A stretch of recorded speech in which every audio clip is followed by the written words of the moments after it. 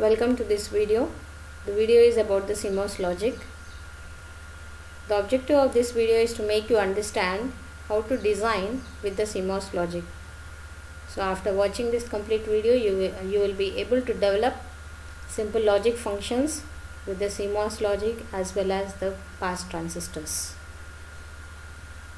So in the outline, we'll see about the CMOS gate design, pass transistors, CMOS latches and flip-flops, standard cell layouts and stick diagrams. So what is CMOS? CMOS is nothing but complementary MOS, or both PMOS and NMOS are used here. Now we'll see why NMOS should be used in the pull down network and PMOS should be used in the pull up network. So if I use the pull up as floating, my output will be high, and if I use the pull down on and it is 0, I get it to be a crowbar or don't care condition.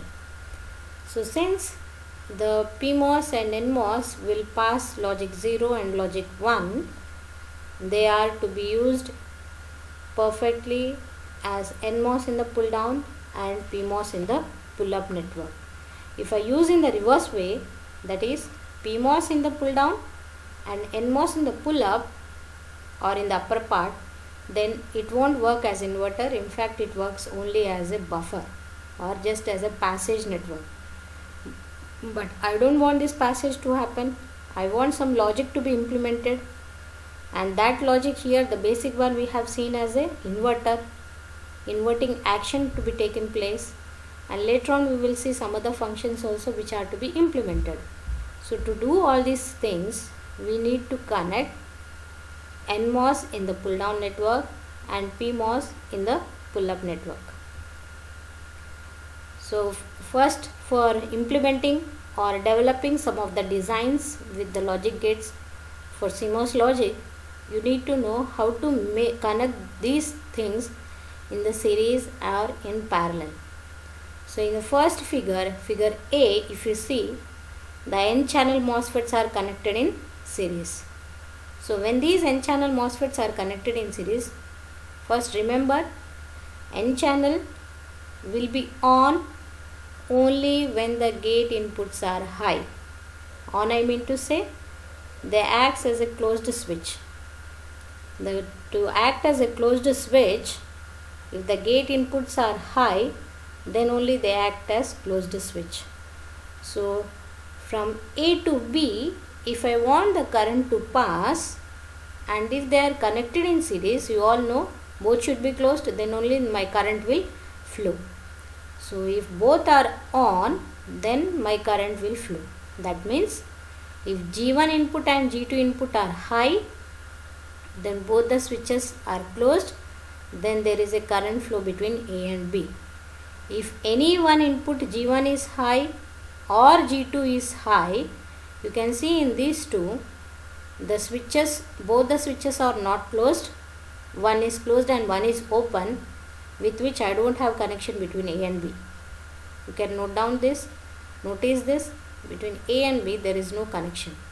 And obviously when both are 0, both the switches are open, so there is no connectivity between A and B. That means for NMOS, for the passage of current or to make the connectivity or to draw a line, both should be on, or series connection indicates the multiplication. You can see this, G1 into G2, 0 into 0 is 0. Both are 1 is what is 1, that means it is completely on or there is a connection. So this series connection of N-channel MOSFET indicates the multiplication or dot factor. Whereas the P-channel MOSFET, if they are connected in series, as the PMOS works with the low voltage, when the input is low, the P-channel acts as a closed switch. So when the input is low, when both are low, my output is high. If any one is 1, my output is 0. So if I want the connection to be established, if I give any both the input as 0, then only it will be on. If any one input is 1, but still I don't have the connection to get established. So this is again a parallel, not plus condition. Similarly, opposite to the series is parallel here for n-channel MOSFET. So you can see if any one of the switch is closed, then I have the connection between A and B. So it is G1 or G2, that will be represented as G1 plus G2. So G1 or G2 is represented as G1 plus G2. So here n-channel MOSFETs which are series are represented as G1 into G2, whereas parallel connection is represented as G1 plus G2. In opposite to this is G1 plus G2 for p-channel MOSFET, and for parallel it is G1 into G2. So NMOS is 1, that is on. PMOS is 0, when the input is given, then they will be on. So series, that means it indicates both must be on. Parallel indicates any one can be on. So now how to implement some functions? We call it as conduction complement. Complementary CMOS gates always produce 0 or 1. So the basic inverter is providing you the inverting action. So connecting any of the form, parallel series also will give you in the inverted form or complemented form. So this is the example which is shown you for implementing a NAND circuit. What is the output of NAND? The output of the NAND is only when both the input are 0, output is high. In all other remaining conditions, the output is 0. Is it so? What is AND? AND is for all condition it is 0, only when both are 1, output is 1.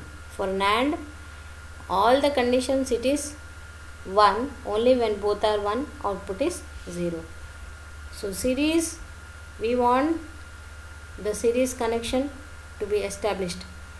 Remember, for implementing these functions, N is for inverting or NOTing, and AND function we want to get implemented.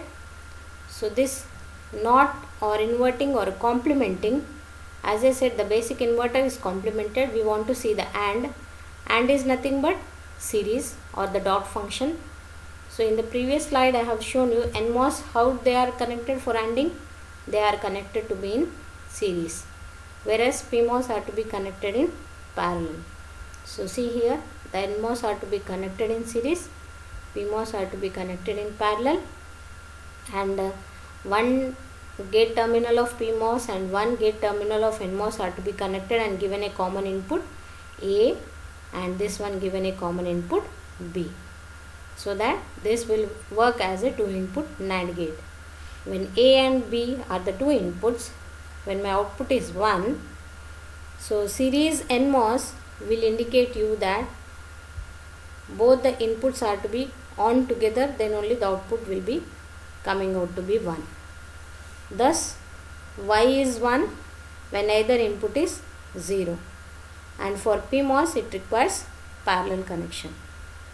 So Y will be not A dot B, here Y will be A dot B bar.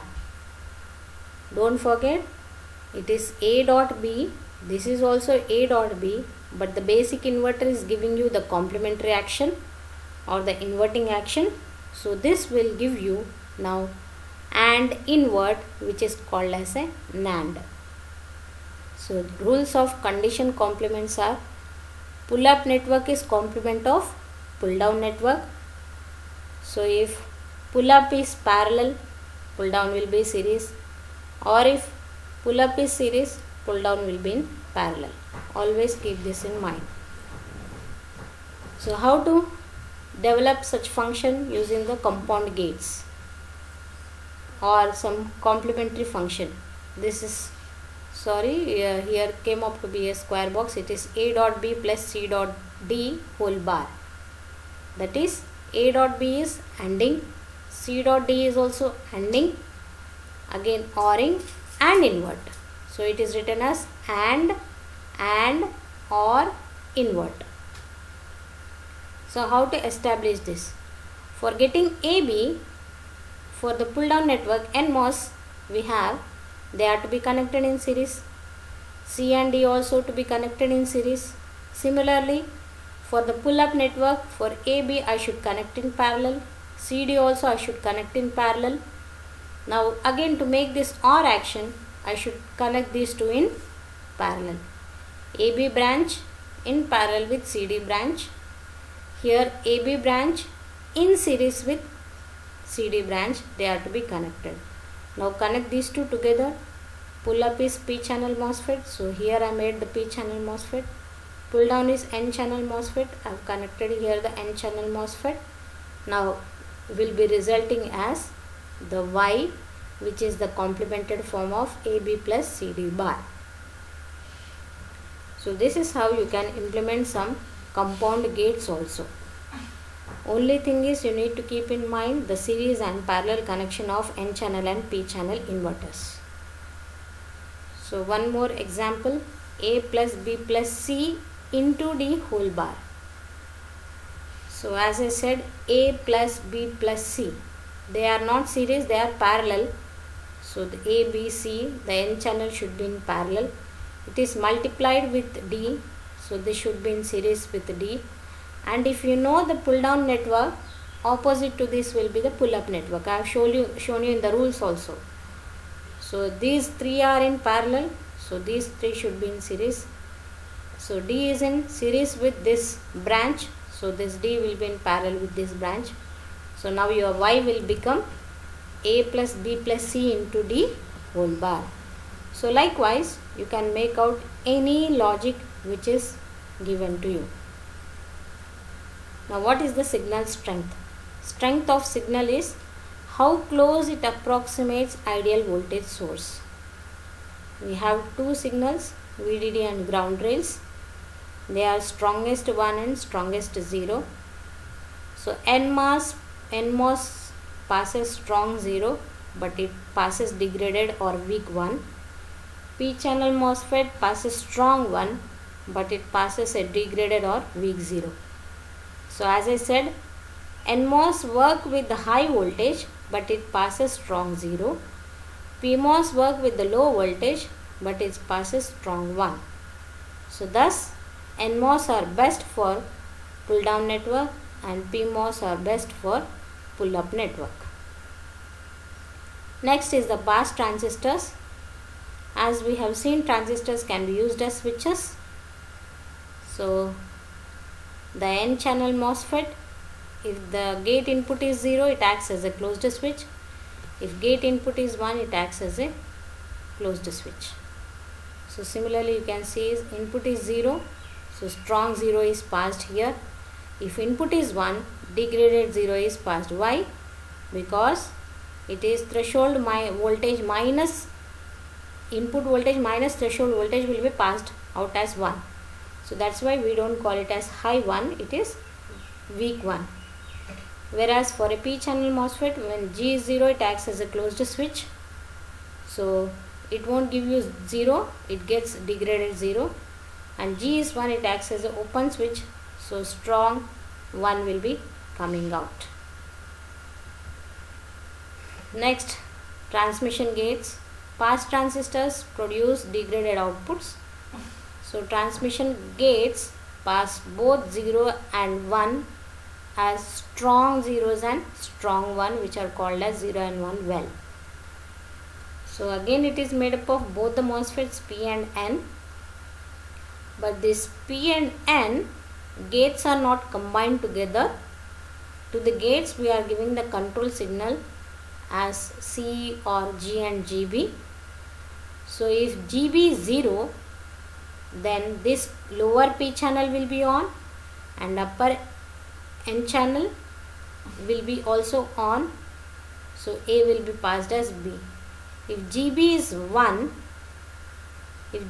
1, this is 1, this is 0, inverted, so this passes. But if G is 0, the N channel is off, P channel is also off, there is no connection between A and B. The same thing is explained here. If G is 0, GB is 1, that means there is no connection. If G is 1, GB is 0, there is a short circuit, so it passes strong 1, it passes strong 0. When it is off, it passes strong 0. When it is on, it passes strong 1. So this is called as a transmission gate with the control signal G. Next, tri-state buffers produces high impedance when not enabled. So when the enable is high, when the input is 0, output is also 0. But when enable is not enabled, is 0, the output will be in the high impedance state. So non-restoring tri-state transmission gate acts as tri-state buffer also, only 2 transistors, but non-restoring. Noise on A is passed on to Y. We can make out with the transistors also, we can implement the logic functions. We can implement either the NAND function or multiplexer function and so on. What about the tri-state inverter? Tri-state inverter produces restored output. Because we want a Z as output, it produces restored output. Now I will show you the multiplexer. We know 2 input multiplexer, I have one single selection. So when the selection is 1, when D1 is 0, the Y also will pass D1. When the selection is 1, when the D1 is 1, it passes 1. But when the selection is 0, if D0 is 0, it will pass D0. It is 1, it will pass 1. It indicates when S is 0, Y follows D0. When S is 1, Y follows D1. This is the property of a multiplexer. So the equation will be SD1 plus S bar D0. So how many transistors are needed to implement this multiplexer? So there are too many transistors which are needed, approximately 20 in number. So this is such a logic function implementation with AND or invert. But with the transmission gates, we need only 4 transistors. You can see here 2 transistors for one transmission gate, next 2 transistors for one more transmission gate, so as to make your multiplexer implementation. Now I will show you how it operates. As I said, when S is 0, what is S? Selection. When S is 0, it is inverted, so this 0 will act. So this transmission gate will be operating. This is S bar, that means 1 will be given here, 0 is given here, 1 is given here. What about the lower transmission gate? The same S0 is given. For 0 which is given here, it is nothing but N channel MOSFET, it will be off. So D1 will be completely off, whereas D0 is on. So when S is 0, Y will be connected to D0 like this. Now when S is 1, S bar is 0. So when 0 is given, this is off, this is on. S bar, it is 0, S is 1. So there is a connection between D1 and Y. So likewise we can invert mux using the compound implementation. Non-inverting multiplexers add an inverter. Using the transmission gates also we can implement 4-to-1 mux also can be implemented using the transmission gates. So this is the example layout of inverter. Layouts you will be learning in the last unit, but this is for your understanding. I just shown you the NAND 3 layouts and stick diagrams. So from this video you might have understood the logic implementation of CMOS with the CMOS, and then the CMOS gate design, how to make out some of the logic functions to be implemented with the CMOS design, as well as the transmission gates. Similarly, all these layouts and the stick diagrams, anyway I'll be teaching you clearly in the last unit. So this is for a 4 input NOR gate. NOR is A plus B whole bar. So already complementation will take place for this one, as I said. So you need to think about A plus B. So since I have 4 input, 4 are to be connected in parallel for N series. NMOS, if NMOS are connected in parallel, obviously PMOS should be connected in series. So this will implement my NOR 4 input NOR design. So thank you for watching this video.